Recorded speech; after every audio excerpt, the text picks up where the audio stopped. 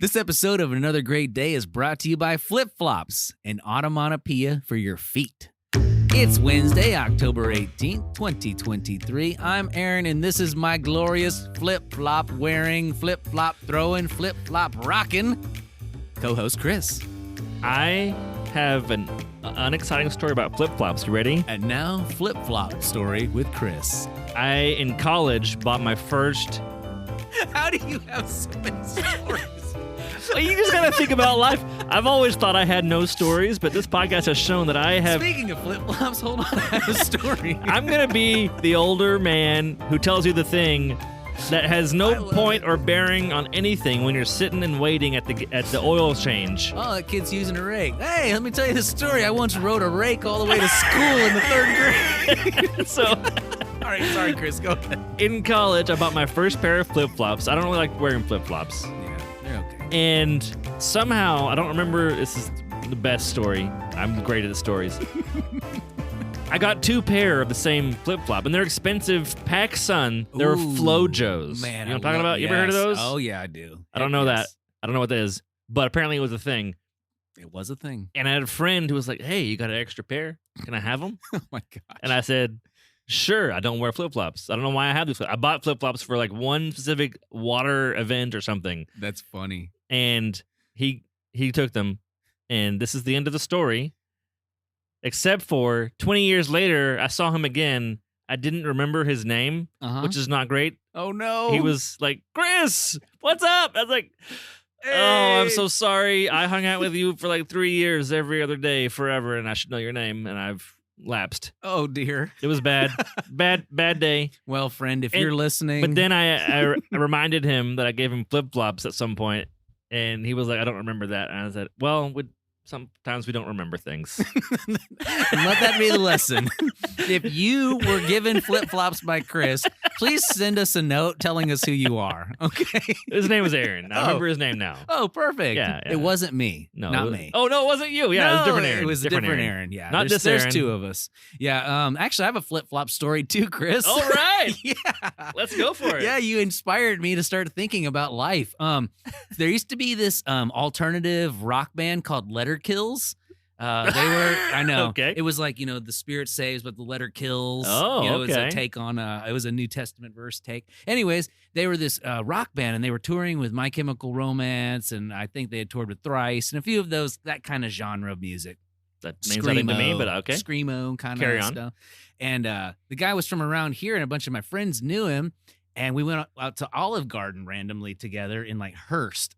And he met up with us, and he was wearing these leather flip-flops, looked like PacSun flip-flops. Okay. And I was like, hey, man, I really like your flip-flops. And he goes, you can have them. And he just took them off, went barefoot the rest of the day, and gave me his flip-flops right there off of his feet. All right. Yep. Another great day. Give him flip-flops one person at a time. One flip at a time. Well, we're going to now introduce you to our weekly segment we call What Is It You'd Say You Do Around Here? Cody, tell us your name. My name is Cody Kitchens. What do you do? I'm a real estate agent. Now, how would you explain that to a 5-year-old? When people want to buy a home or sell their home, I help guide them through the process and introduce them to people that help make it happen. What does it smell like when you're doing your job? It smells a lot like money. It can also smell a lot like disappointment. Thanks, Chris. Man, good job, Cody. We love you, buddy. That was so funny. I'm going to let the listeners in right now. We are using a way to make our audio recording happen live. I have a soundboard that I've created, and I am punching in audio live, which may be confusing. If you ever want to know more about it, you can ask me, and maybe we'll make a little thing for the internet. But it's new to us, and we're learning it, and it's like a TV show. Sometimes they throw to some other footage of something else. Yeah. And the people who are in the newsroom are just sitting there waiting with their notes until that video is done. And then it comes back to them. Yeah. Yeah, it's really interesting because I can't actually hear the music. And so That's true. Chris is queuing me up, and I'm terrible. You can ask my wife. I'm terrible at reading lips. I have no idea. Everybody just looks like they're saying watermelon, and I'm pretty sure that's not what they're saying. So, all right. So now we're going to move on to This Day in History. All right. This is a fun one. In 1867, Alaska becomes a part of the United States. So all those people who enjoy Alaskan cruises, well, you are enjoying them even more now.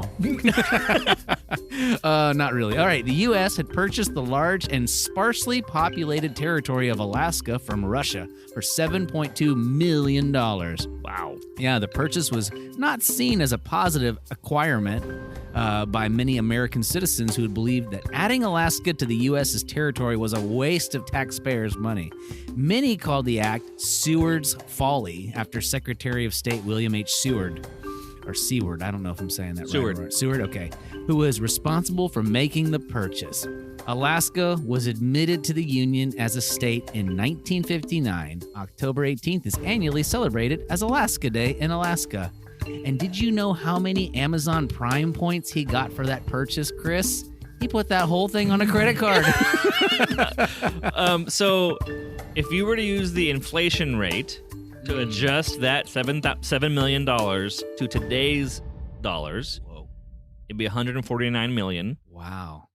That's a pretty good deal. Which is extremely good deal. That's a great deal. That's incredible. I know there are houses in Dallas that will sell for $20 million, Seriously. $30 million. Just a house in Dallas. Absolutely. And he didn't even have to use a Groupon. So. Imagine you buy 20 houses in Dallas or all of Alaska. Oh my gosh. Think of all the bears. It'd be great. Well, it'd be expensive houses. in Yeah, Dallas, that's true. All right. Well, that'll do it for this day in history. Let's go ahead and move on to today's question of the day. Today's question of the day is, if you had a magic door in your house that could take you anywhere, where would you have it take you? We'll be right back. Wardrobe, Geneva.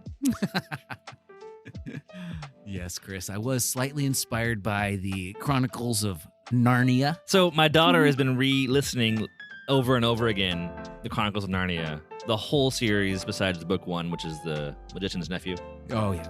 But the rest of them on repeat. So anyway. That's fun. So Geneva. you think she'd choose Narnia?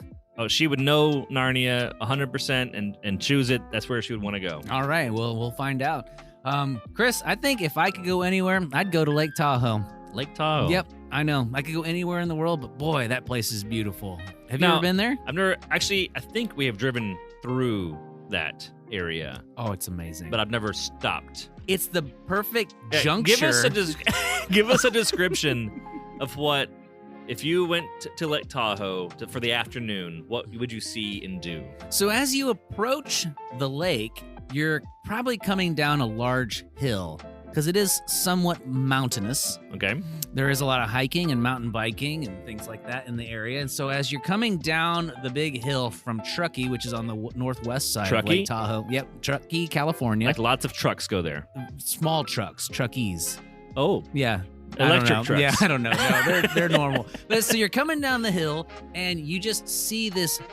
It looks like an ocean. It's, I think, outside of the Great Lakes, it is the next largest lake in Oh, America. it's a big lake. The water is crystal clear, and I mean crystal clear.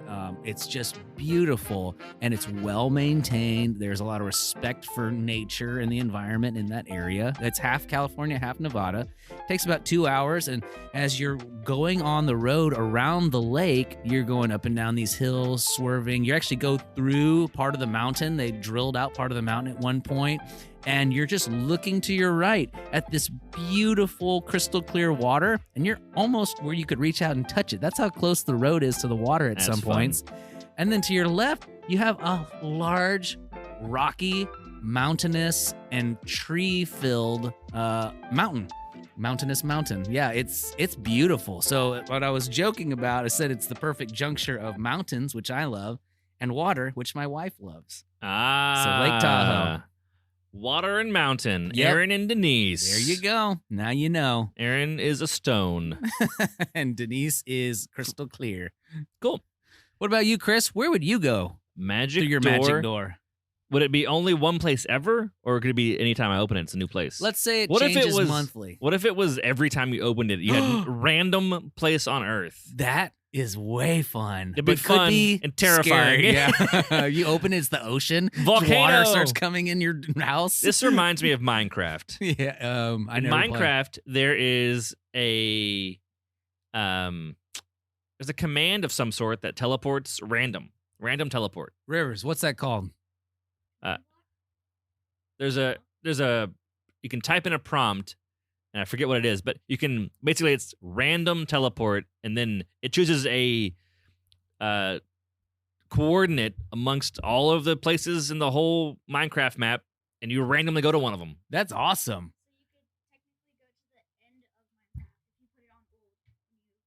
Oh, you really? Oh, I don't know. Come over here, Rivers. Where would you want to go? Rivers is here. Rivers is Special guest Rivers Power is the son of Aaron. Oh, wait, did you answer the question, or did you just propose a much greater scenario? I'm just conversations. All right, here we go. Rivers, if there was a magic door that could take you anywhere in the house, where would you go? Anywhere in the house? Or it would take you. The door's in the house, and it would take you anywhere in the world. Where would you want it to take you? I would want it to take me to Domino's Pizza. Domino's Pizza. There you have it, folks. All right. That is the only correct answer. That's not true. This episode is sponsored by Domino's Pizza. Get you some. Someone's hungry. All right. Great talk today, Chris. That someone is me. I am also hungry. Yep.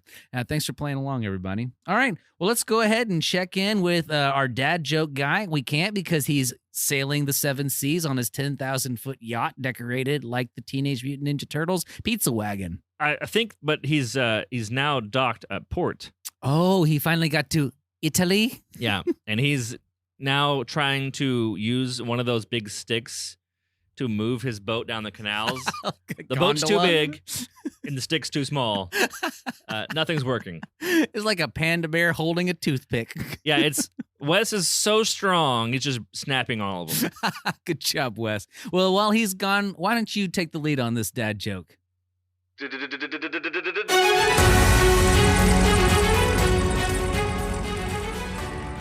All right, dad joke of the day. What do Jedi trees say to each other in the fall? What's up? I don't know. May the forest be with you. There you go. Oh, that's great. Have another great day. Have another great day. Awesome. Well, that's going to take us into today's word of wisdom. Today's word of wisdom comes to us from Proverbs chapter 24, verse 15. Hit it, Chris. NLT version says, "Don't wait in ambush at the home of the godly, and don't raid the house of the godly where the godly live." Nice. Amplified says, do not lie in wait, O wicked man, against the dwelling of the righteous. Do not destroy his resting place. And it looks like tomorrow we're going to have the second half of that proverb. Oh, we have to stay tuned. I need to do a better job of no, it's all right. collecting the whole thought. We'll get it going. It's all right. Always room for improvement. Always room. And constant vigilance. All right, well, that's going to do it for today. Let's cue up the music and wrap things up. Our mission here is to encourage interaction, creativity, and conversation. Yes, indeed. And just like you heard, Rivers randomly walking up enjoying that conversation, I enjoyed it thoroughly, and I hope you did too. We interacted. We did. We were creatively interacted and had conversation. We're doing it, Peter. We're doing it.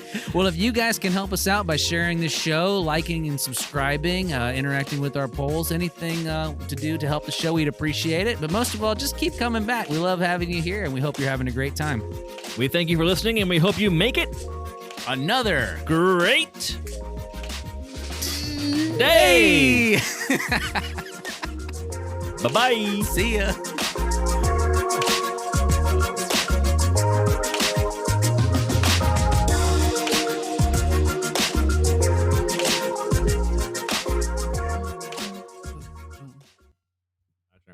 We're still recording. Okay. You ready to start? Clap it. Ha ha ha! Wah! Yee! Ha ha! All right, here we go. Get professional. This episode of another. You should always say that before we start. Just trying to get professional. Professional. It's serious. All right. The end.